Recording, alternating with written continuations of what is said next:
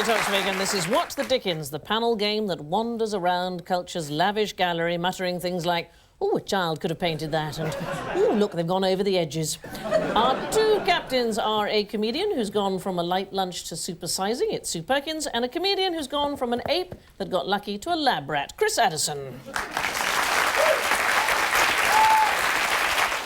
Sue's guest is a comedian who on May the 17th last year released a DVD of his stand-up show, Someone Likes Yoghurt, although it was removed from the shelves by May the 30th, and sadly it was past its sell-by date. It's Richard Herring. Chris's guest is a literary academic who is that rarest of Australians, a literary academic. It's Professor Germaine Greer.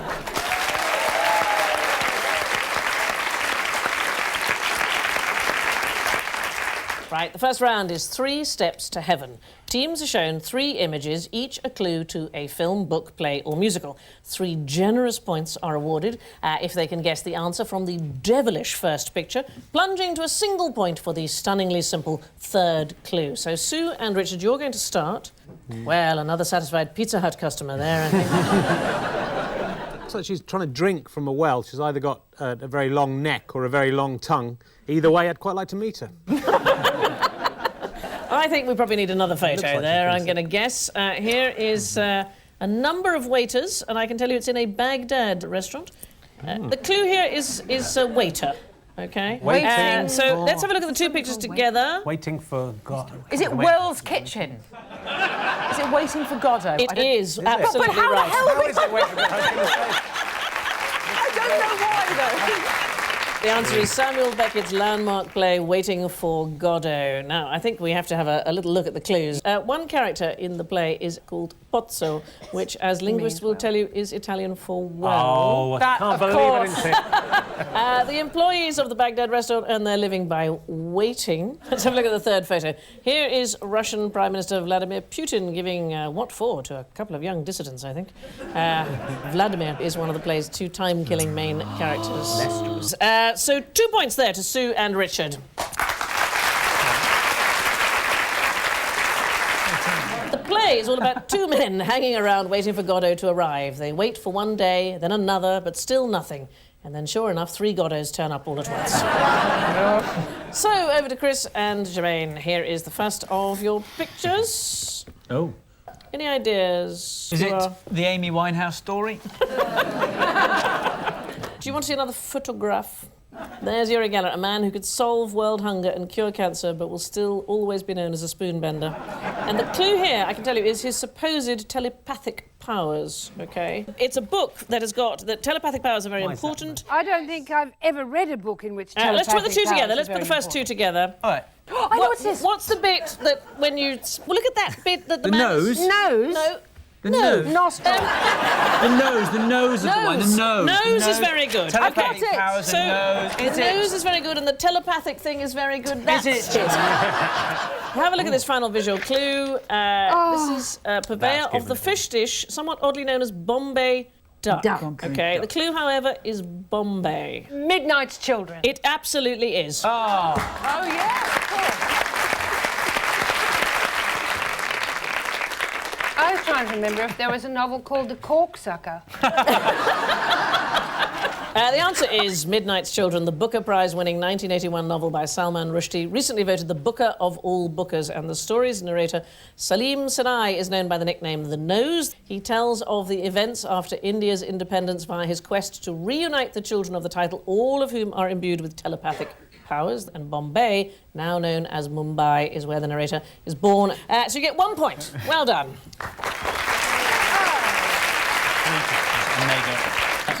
Not a big friend of yours, Germaine. I've been forbidden by him, the champion of free speech, ever to speak about him again. Is that right? Absolutely. Did you like the book? No. I've never said that before. No. That just popped out of my mouth. It's very... well, I dislike the book intensely because it is the only post-colonial novel. And all students who want to do post-colonial literature end up having to do Midnight's Children. And I can't understand the category. I say, I'm Australian. Is our literature colonial or post-colonial? Where does the post bit comes from, especially when you're writing in the language of the colonizer. I tried to read it, I just thought it was dull. Yes, I'd go with dull, and I have read it. But I did. If you talk about him, what, he'll put a mandrake root under your pillow, or you'll grow 7 ears or something. No, he'll just do Herzlmann and remind me that, you know, the fatwa cost him a marriage or 2 or 3. I forget how many have gone under the chopper since then. And that Wish has I been... had a fatwa on me. It would be Yeah, a very it's a convenient very way of explaining why I failed to keep a girlfriend. I love you. It's not your fault. It's the bounty on my head. Well, apparently the book took 5 years to write. And 4 to read. Yeah.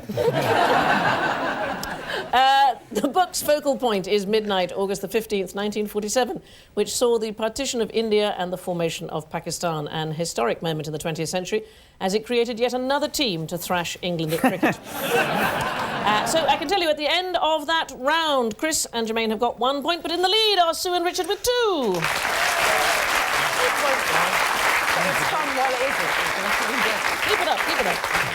The second round is called Yes and I'm Mickey Mouse. The teams meet members of the public who share their names with characters from literature, film or song before trying to identify them via questions to which the answer can only be yes or no. And teams have got 90 seconds to cross-examine each mystery guest, after which they must take a guess at his or her identity. So Sue and Richard, let's meet your fictional namesake.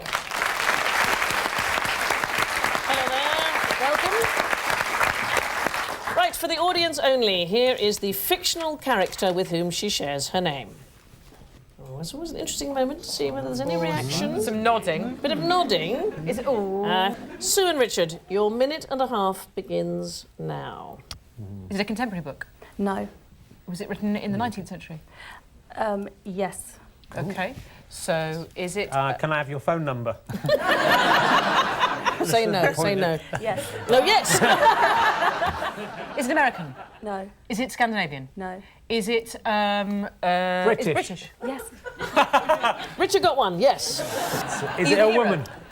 Yes. It is a woman. Are you the hero of the book? Yes. Yes. OK. But we try for a genre. A romantic? Yeah. Yeah. Are you written by George Eliot? No. Jane Austen? No. Oh, God. Mary Shelley. No. Yes, it's Frankenstein, ladies and gentlemen. Do you have a romantic liaison? Yes. Oh, yes. Are you Kathy from Wuthering Heights? Earnshaw! Yes! Come back laughing. Oh, it took us a while, and Richard got a date. Very good. Yes, our mystery guest actually shares her name with Catherine Earnshaw, Emily Bronte's windswept leading lady from Wuthering Heights. So 2 points to Sue and Richard. Did your parents think it through? I mean, the name was Earnshaw already, so did they think... Yeah, I was named after the character. You were? Yeah. So you made to read the book early on? I read it when I was 15. And did you like it? I loved it when I was 15 and I reread it recently and I just thought, get a grip. I don't know. Were you a teenager and you'd lock yourself out? Mum, it's me, it's Gary, I've come home. Ladies and gentlemen, thank you very much to Catherine Earnshaw.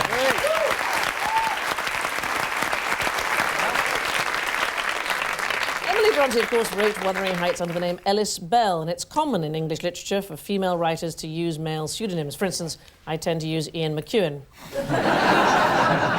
Emily Bronte's 2 elder sisters died in childhood, then her brother Bramwell, Anne and Emily herself all died within a year of each other, yet strangely, no one ever questioned Charlotte about all those life insurance policies. Chris and Germaine, let's meet your fictional namesake.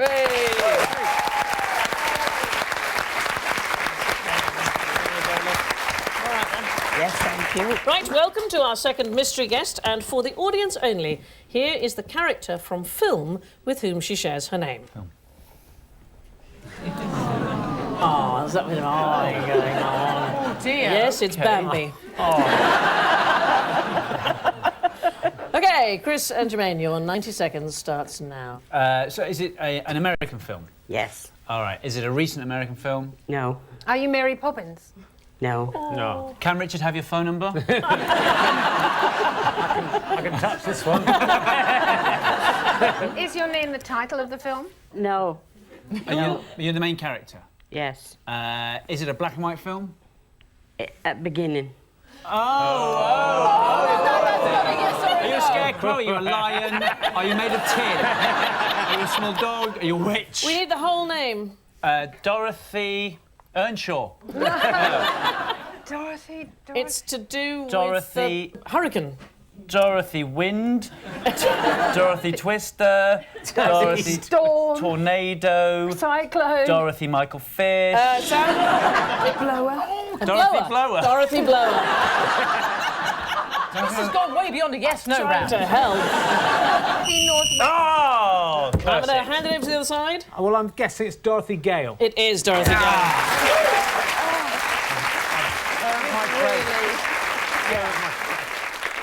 Yes, this lady shares her name with Dorothy Gale, the heroine from my favourite film, The Wizard of Oz. We would have got the Scarecrow, but Boris Johnson pulled out at the last minute. Were you born Dorothy Gale? No. What was you, no, you don't have to say yes or no to me. You No. can just- I was married into it. Did you see the film when it first came out? Yes. What did you think of it? Did you? It was brilliant. Yeah. Are you still fond of it? Yes, very much. I love it. Absolutely love it. I think it's fantastic. And where have you come? You've come quite a long way to be with us today, haven't you? From Barnsley, Yeah. And, South Yorkshire. and do people still remember the film? Do they still say, "Oh, I Dorothy"? believe so. Yeah. Yes. Oh, yeah, fantastic. quite a lot were really interested when they knew I was coming. That's great. Yeah. Well, thank you very much, ladies and gentlemen. Dorothy Gale.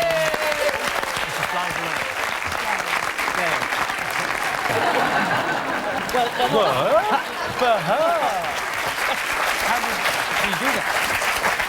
well, must have gone back to Kansas. There we are. I'm going to award Chris and Germaine 1 point because you got the Dorothy part, but I'm going to give a spare point to Richard for getting the Gale. Dorothy lives with her uncle and aunt, and in the modern remake, they are forced to leave their Kansas home and settle in a farmhouse on the outskirts of the Emerald City. But sadly, they then buy a subprime mortgage and inadvertently bring down the Land of Oz economy. I can tell you that at the end of that round, Chris and Germaine have got 2 points, but in the lead are Sue and Richard with 5.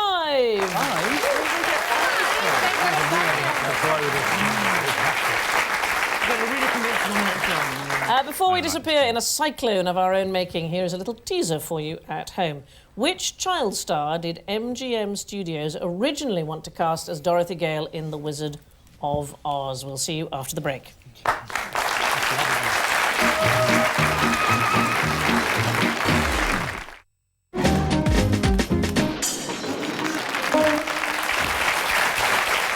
Welcome back to What the Dickens. Before the break, I asked you which child star did MGM Studios originally want to cast as Dorothy Gale in The Wizard of Oz? Anybody know? Well, it's either Mickey Rooney or Shirley Temple, I would guess. Shirley Temple, absolutely right. Oh, very good, very good. Next up, it's Love It or Loathe It. Our guests are invited to choose a subject or genre from the arts which either elevates them to untold heights or enshrouds them in a dark cloud of despair. However, they must attempt to both love and loathe it, the opposing team then deciding which opinion is true. So, Richard, you are in the dock first of all. OK. You need to choose a work that you're going to love and loathe. What have you chosen? I've chosen the Angel of the North. Angel of the North. OK, let's have a quick look. And are you going to start by loving or loathing? I love it. It's a truly populist piece of art. I love when you're driving up the motorway, you get to Newcastle. It's kind of exciting landmark to see there kind of looming over the motorway, like it's kind of interactivity. People put the big Newcastle United football shirt on it. It's hilarious, but it's kind of nice that people could interact with it, that people of Newcastle have taken it to heart and love it there, even though there was some resistance to it to begin with. And when you get close to it, it's a very imposing, incredible thing to get close to. It's just, there's something just really beautiful and exciting about it. It made £1 million on Antiques Roadshow, just a tiny copy of it. Imagine how much that big one must be worth. It's incredible. No one in Newcastle's cut it down and turned it into scrap metal. That sounds like love to me. Any questions to question his love for it? Who made it? I don't know his name. Anthony Gormley is Well, I was his going to say name. Anthony Gormley. Is the bloke who did the same one on the But standing who figures? actually built it? It's a load of Newcastle blokes got together. The ship workers from the extinct shipbuilding industry. This is like intellectual catechism. Yeah. But I think, Germaine, it's possible to love something without Knowing anything about it. No, well, without having... Aesthetically. In many ways, that's the basis of a good relationship. now I would ask you, please, to loathe the Angel of the I North. hate the Angel of the North. Obviously, it's disgusting. It's a patronising attempt to kind of engage people in art. It's ugly, it's rusty. If you get up close, it's just covered in graffiti. It isn't like an angel. An angel has proper wings. That's like an aeroplane. And it made £1 million on the Antiques Roadshow just for a little copy of it. It was ridiculous. Any more questions? All his work that he has made for specific sites has a tremendous relationship with place. And that's what's fantastic for me about this. If the shipbuilders hadn't liked it and hadn't wanted to work on it, it would never have been built. But this is not about whether you love it. I love it. I just don't think there's any substance in his carping at this beautiful thing. So where are you going, you two? Are you going to say that he loves it or that he loathes it? I think he loves it. Loves it. Yeah. Richard, do you love or loathe the Angel of the North? Oh, why did he care? How could anyone hate the Angel of the North? Well, the angel is a symbol of the Northeast, standing outdoors, exposed to freezing winds of over 100 miles per hour and still never wearing a coat. So you get 2 points there, Chris and Germaine. Well done. Right, it is the turn of Professor Germaine Greer. Germaine, what have you chosen? The work of Bob Dylan. And which are you going to start with? Loathe. OK, so let us go ahead and loathe Bob Dylan. That guy was so desperate to be famous, and he was loved by Joan Baez, whom he used to build his own career. When she first went on stage with him, her audiences booed him to get him off. But he was completely single-minded. And the thing he was single-minded about was not the civil rights movement, for whom his songs became anthems, even though when people actually look at the words of those songs, they'll see that they have nothing whatever to do with civil rights. He got very irritated with people commandeering him and manipulating him, but at the same time, he didn't seem to realize how much he was doing the manipulating. He signed on with the greediest agent in New York, who was Albert Grossman, who took 25% off the top of everything that he earned, but who drove the hardest bargain, and he stayed with him for many years. Can I just say, Richard, this is the kind of detail that we were looking for. Anybody got any questions?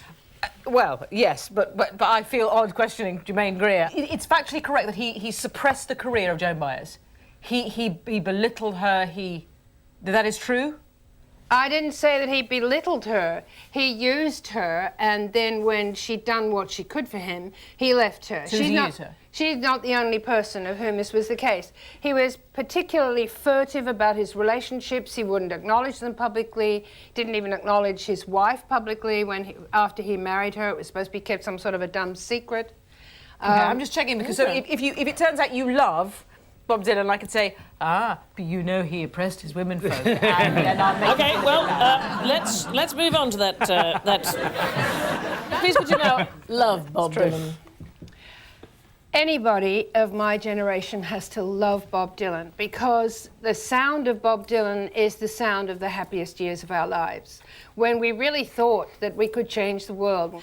And the great thing about him was that extraordinary sandpaper voice, that nasal delivery, that way of punching out a song that completely lifted it out of the ruck of the usual dopey sentimentality that afflicted pop songs of the time. At last it was something you could say, this is our voice, this is what we sound like.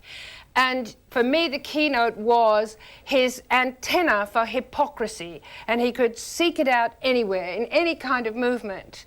And he would put it into words, you know. He turned on a whole generation to poetry, to a certain kind of expression of feeling that was at once bitter and sardonic and sometimes absolutely luminous. He could write more beautifully about love than was imaginable, partly because he avoided the cliches, and he could also write about disappointment and bitterness. And do I have to go on? No, you're good.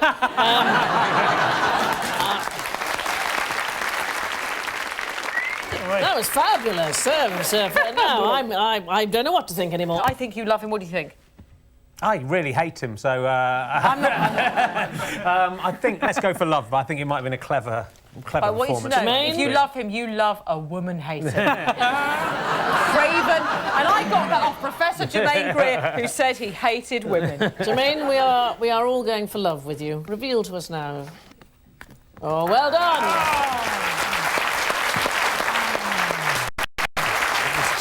Bob Dylan apparently took his name from the poet Dylan Thomas, following the lead of a lesser-known folk singer Frank Elizabeth Barrett Browning. I love that joke. That is just silly and brilliant. Anyway, at the end of that round, Sue and Richard have got 5 points, but sneaking into the lead are Chris and Germaine with 6. Excellent work. So, with Chris and Germaine leading, we finish with losing the plot. In the final round, team captains must communicate the plot of a work of literature, film or song to their guests with no mention of names or places nor any allusions to the title. So Chris and Germaine are in the lead, so they get to start. Here is... Germaine, can I get you to pass this envelope, please? Okay, Chris, your 90 seconds... Oh, no, I have to look. ...starts now. Oh, you wrote it. Yeah, first one book, you wrote it, very famous. The Female Eunuch? Yes! Well done. I think this is your favourite film. It's a film by a famous Italian director, a whole number, an integer and a fraction. That's the one. More integers and fractions here, but this time it's a sex diary. It's slightly over 2 months. The 120 Days of Sodom. Take that. That's a lot of Sodom. No, we're talking about sort of 7-day periods. Again, an integer and a fraction. 4.5 weeks. I don't know. Well, 6.5 weeks. Yeah, 8.5 weeks. yeah, 9.5. That's it. Yes. This is an Aboriginal complaint. He's waved the thing all over the place. He's practised till he was black in the face. He's a big disgrace to the Aboriginal race, but... Yeah, my boomerang won't come. That's right! A small child is taken on by a wolf pack and then has to go out into a large wooded area where he meets a tiger, a bear who has a thing about prickly pears, a big... The Jungle Book. That's the one, yeah. This is about... Oh, well done. Fantastic. I loved it when you said 120 weeks of Sodom and you said, I'll take that. I thought, if you're going to sit comfortably for the weekend. It's meant to be day. Now, I make it that you actually got 4 correct, because 8.5 you said Italy, which is a place name, which you're not allowed to say. So 4 points to Chris and Germaine. That's a win, that's a draw, though. Sue, that means you need 6 correct ones in order to be the victors, and your 90 seconds starts now. Funniest film ever made about a rock band. This is Spinal Tap. A famous neurotic director from Woody across Allen. the pond. There's an orgasmatron. Sleeper. And this is a musical about broads and blokes. Guys and Dolls. The worst rom-com of all time. She's a prostitute. No, she's not really. Of course, she's a bit more glamorous than that. Pretty Woman. Escort, yes. Fantastic, I think, Booker Prize winning book, and also a film about future dystopia, about women. The Handmaid's Tale. Indeed it is. This is an need one execrable more. piece of theatre where lots of women talk Mamma about their own genitalia. Oh, the vagina monologues. This is parallel universes where you get into a train and 2 things can happen. Sliding Doors. Yes. I have got a wimple and I'm just constantly Sound of moving Music. around. I'm constantly it's a comedy. The Nuns on the Run. And there's a chalice. It's an incredibly sacred chalice. The Monty Python, the Holy Grail. Yes. Look, there's a well and Moby Dick. A well, not a whale. A whale, and Waiting for Godot. I'm going to look into a mirror and there's a Sleeping rabbit. Beauty. And there as well. Alice in Wonderland. And then I'm going to look into the mirror again. I'm the same girl and Alice through the I've gone Looking through Glass. it. Alice yes. through the Looking Glass. The same object that's reflective. Suddenly it's got a little. Wow, fantastic. I've never got back to the Handmaid's Tale. I just read that. Well, you got an amazing 10 correct there. So at the end of all that, our condolences to noble failures, Chris and Germaine, who finish on 10 points. Meaning that this week's heroic victors are Sue and Richard with 15.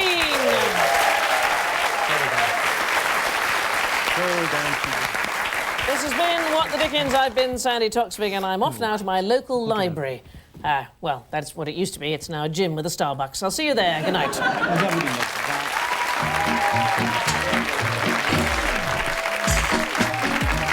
Next on Sky Arts 1 and Sky Arts HD, The Man in Black gets festive with a Christmas special circa 76. While on Sky Arts 2, cutting up on Porgy and Bess in just a moment.